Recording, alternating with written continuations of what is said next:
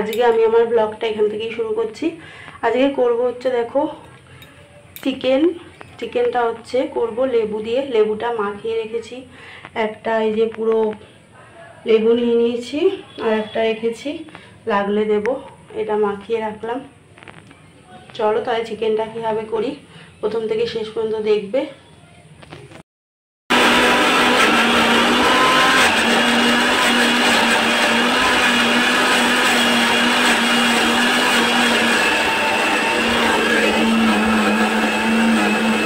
এবার দিয়ে দেবো এই যে পেঁয়াজ বাটাটা।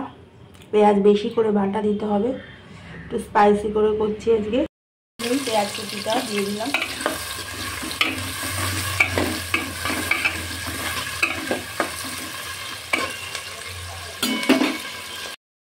আর এই আলুটাও আমি দেবো, তার জন্য আলুটা আমি আলাদা কড়াইয়ে ভেজে নেব।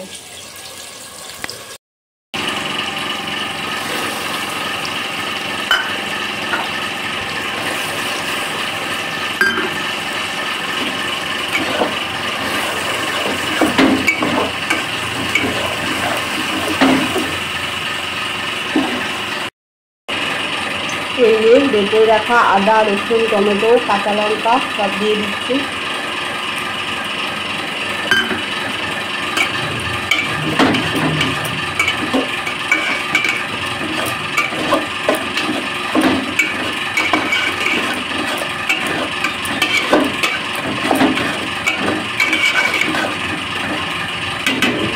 এবার এর মধ্যে নুন, হলুদ, লঙ্কা গুঁড়ো সব দিয়ে দেবো।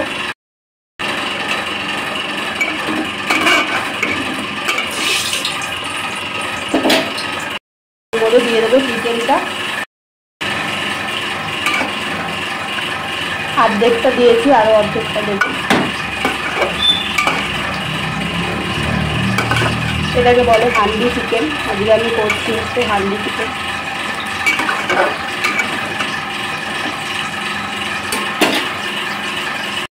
রেখে দিয়েছি দেখো এইভাবে। আর আলুটা এদিকে ভেজে নিচ্ছি। হাঁড়িতে যেহেতু আলুটা ভাজা যায় না, এটা আলুটা আমি ভেজেই দেবো।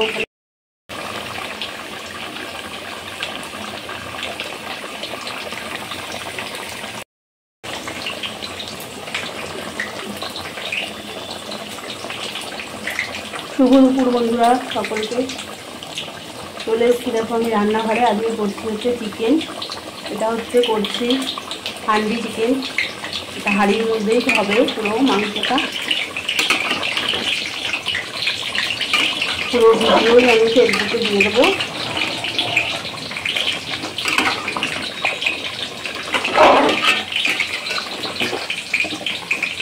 আর আলুও দেবো। আলুটা আমি এই যে আলাদা ভেজে নিচ্ছি কড়াতে। পুরোপুরি কষানো হবে এই হাঁড়িটাতে, পুরোপুরি মাংসটা এই হাঁড়িতেই তৈরি হবে। কীভাবে করছি পুরো ভিডিও থাকবে, তোমরা পরে দেখে নিও। এবার দেবো হচ্ছে এই জিরের গুঁড়ো। এই যেটা হচ্ছে মাংসটা জিরের গুঁড়ো আমি ইউজ করি। এটা মাংস খুব ভালো স্বাদ আনে।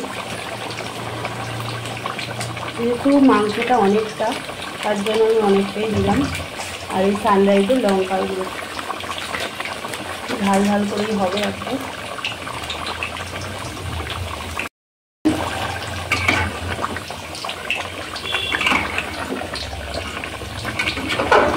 আর এই বৃষ্টি রয়ে যাবে, কষা কষা মাংস ভালোই লাগবে খেতে।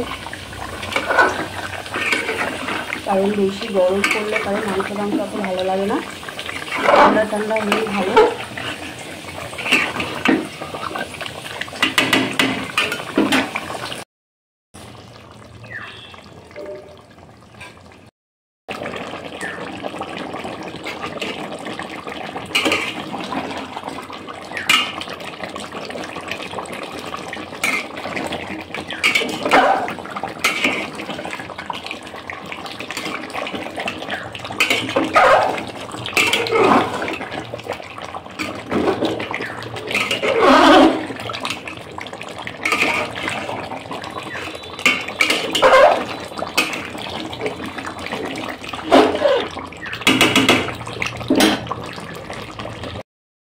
দিয়ে দেবো এই যে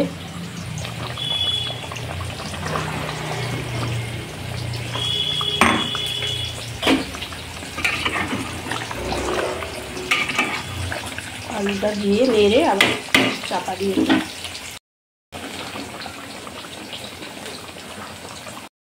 আমি দেবো গরম জল, এই যে বাটিতে বসিয়েছি। এবার গ্যাসটা জোরে দিয়ে ভালো করে কষিয়ে জলটা,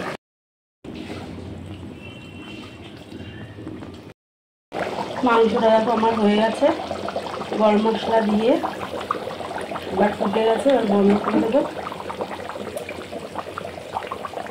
এবার উপরে একটা কিছু চাপা দিয়ে দেবো।